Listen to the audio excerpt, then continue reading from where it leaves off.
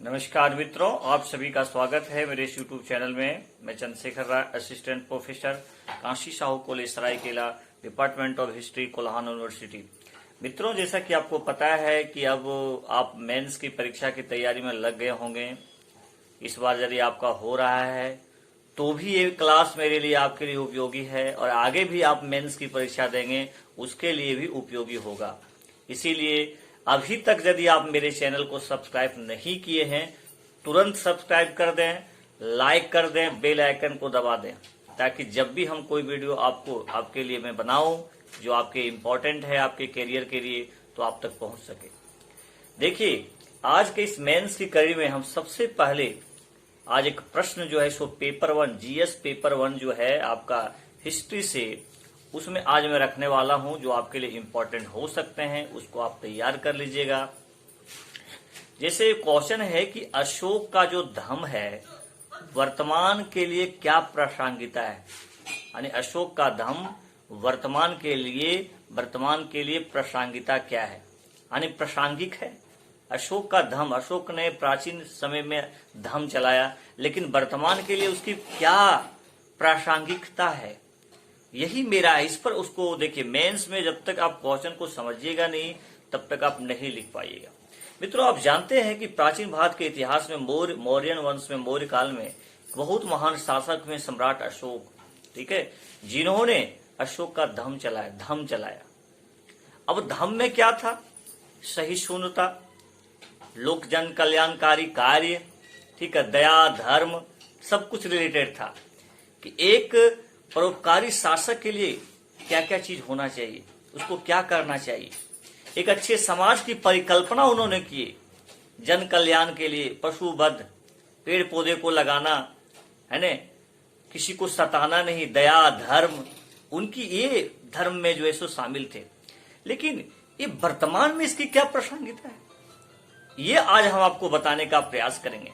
मित्रों, आप जान लीजिए कि कोई भी शासक, ठीक है, जो उनकी कोई भी शासक जिनकी नीतियां बहुत ही अच्छी होती थी, ठीक है, और बहुत जन कल्याणकारी होती थी, परोपकारी होती थी, ठीक है, तो उस समय उनको महान शासक कहा जाता था। लेकिन कोई शासक ऐसे हुए हो जिनकी नीतियां, जिनके द्वारा किया गया कार्य युगों युगों तक प्रासंगिक हो, वो महानतम शासक कहलाते हैं। महान शासक कहलाए उस पीरियड में, उन्होंने अच्छा काम किया उस पीरियड में, वो महान शासक। लेकिन वैसे शासक जिनकी नीतियां युगों युगों तक उसकी प्रासंगिकता हो, उसको दिखता हो, वो जो उन्होंने थ्योरी दिए, उन्होंने जो विचार रखा वर्तमान में भी दिखता हो, वो महानतम शासक कहलाते हैं।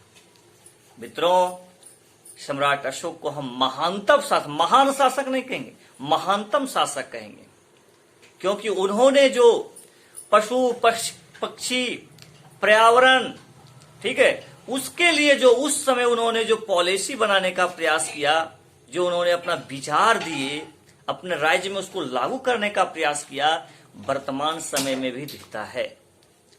क्योंकि अशोक ने अपने जो उसके 14 बृहद शिलालेख और 7 स्तंभ शिलालेख में उन्होंने साफ शब्द में लिखा हुआ है कि पशु बलि नहीं होगा। क्या मित्रों, आज हम पर्यावरण के संरक्षण के लिए, पशु पक्षी का संरक्षण करने के लिए, क्या उनकी इस नीतियों को हम लागू नहीं करते हैं? यदि ये लागू नहीं करते हैं तो फिर क्यों पर्यावरण संरक्षण अधिनियम आया?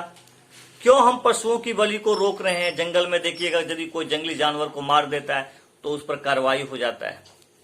तो इसका मतलब है कि अशोक ने उस प्राचीन पीरियड में जो उन्होंने पशु पक्षी पर्यावरण के लिए, संरक्षण के लिए जो उपाय किए, वो आज भी हमारी गवर्नमेंट जो है स्वतंत्रता के बाद भी उनकी इस नीतियों को लागू कर रही है। समझ गए? साथ ही साथ उनकी जो विचार में सहिष्णुता था, सर्वधर्म के प्रति जो समान आदर था, ये नहीं कि भैया किसी धर्म को हम ज्यादा प्रश्रय दे रहे हैं, ऐसी तो नहीं है ना। वो धर्म सहिष्णुता जिसको बोलते हैं, उस नीति को हमारे पंडित जवाहरलाल नेहरू भी लागू किए कि भारत एक धर्मनिरपेक्ष राज्य है, यहां पर हिंदुओं के लिए कोई विशेष महत्व नहीं है। यहां जिस प्रकार से हिंदू के लिए महत्व है उसी प्रकार से ईसाई के लिए भी महत्व है ना, सिख के लिए भी इंपॉर्टेंस है और मुस्लिम के लिए भी इंपॉर्टेंस है। यहां किसी प्रकार के धर्म के आधार पर भेदभाव नहीं होगा। भारत एक धर्म निरपेक्ष देश है। लेकिन इस तरह का जो फिलॉसफी था, ये जो पॉलिसी था, वो आपका अशोक के समय में दिखता है। ठीक है, तो इसके लिए भी आप कह सकते हैं कि अशोक की जो नीतियां है वर्तमान में क्या है, प्रासंगिक है। आपको मालूम होना चाहिए अशोक जो है सो एक न्यायवादी शासक थे। ठीक है, अशोक जो है सो सत्यनिष्ठा का परिचय देते थे, सत्य, दया, धर्म उसकी परिचायक थे। मित्रों, यही वजह तो है कि जब भारत आजाद हुआ तो उसके बाद हमारा राष्ट्रीय चिन्ह क्या है, अशोक का चक्र। अशोक का चक्र जो है ये दिखाता है सत्य, अहिंसा, त्याग, प्रेम, सब कुछ दिखाता है, सत्यनिष्ठा जिसको बोल सकते हैं आप। इसीलिए तो अशोक के चक्र को जो है सो क्या किया गया, हमारा राष्ट्रीय चिन्ह बनाया गया। यदि अशोक में वो पॉलिसी नहीं रहता, अशोक की वो नीतियां उतनी प्रासंगिक नहीं होती, तो उतने सालों के बाद भी क्यों हमने अशोक चक्र को लाया, क्यों राष्ट्रीय चिन्ह बनाया। मित्रों, तो जब आप मेंस के दृष्टिकोण से यदि किसी प्रश्न का उत्तर लिखते हैं तो देखिए 2012 में जब हैदराबाद में जैव विविधता सम्मेलन हो रहा था, उस समय में भी अशोक को याद किया गया कि अशोक ने जो परिकल्पना लाई थी, जो विचार लाई थी पर्यावरण संरक्षण के लिए, जीव जंतुओं के संरक्षण के लिए, उनको उस सम्मेलन में भी याद किया गया। यदि उनकी नीति उतनी बेहतर नहीं होती तो शायद उस सम्मेलन में उनको याद नहीं किया जाता। तो मित्रों, उपरोक्त उदाहरणों के द्वारा है ना, आप ये बता सकते हैं, निष्कर्षता ये कह सकते हैं कि अशोक की जो नीतियां थी, अशोक की जो विचार थे, वो वर्तमान समय के लिए में पूरी तरह से प्रासंगिक हैं।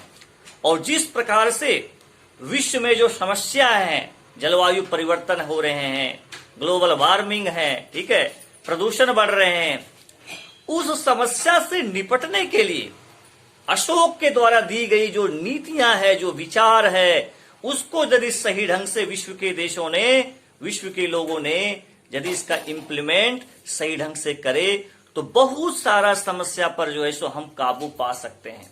तो मित्रों, बहुत सिंपल था। एक मैंने आपको ढांचा बताने का प्रयास किया कि आप अपने उत्तर को कैसे प्रेजेंट के तहत जोड़ सकते हैं। ये हिस्ट्री का question, this question is related to history, but अब करेंट इवेंट से क्या क्या हलचलें हो रही है, कौन कौन से मान लीजिए सरकार कुछ कदम उठा रहे हैं अशोक के लिए, अशोक की नीतियों का वो चर्चा कर रहे हैं, उसको भी आप इसमें मेंशन कर सकते हैं। हिस्ट्री का क्वेश्चन है, फिर भी आप करंट इवेंट को आप जोड़ करके देख करके अपने उत्तर को आप प्रभावशाली बना सकते हैं। तो मित्रों, आज एक बहुत सिंपल वीडियो था। मुझे लगा कि आप मेंस की कड़ी हम धीरे धीरे स्टार्ट करते हैं। जो भी आपके लिए मेंस के लिए मुझे लगेगा, जो क्वेश्चन इंपॉर्टेंट लगेगा, उसको मैं निश्चित रूप से मैं इस वीडियो में डालने का प्रयास करूंगा। साथ ही साथ किसी भी बच्चे को यदि गूगल मीट पर क्लास यदि करना है तो 7:30 बजे आप जो है सो कमेंट बॉक्स पर आप जो है सो लिख सकते हैं, अपना व्हाट्सएप नंबर दे सकते हैं, ठीक है, और जुड़ सकते हैं क्लास के लिए।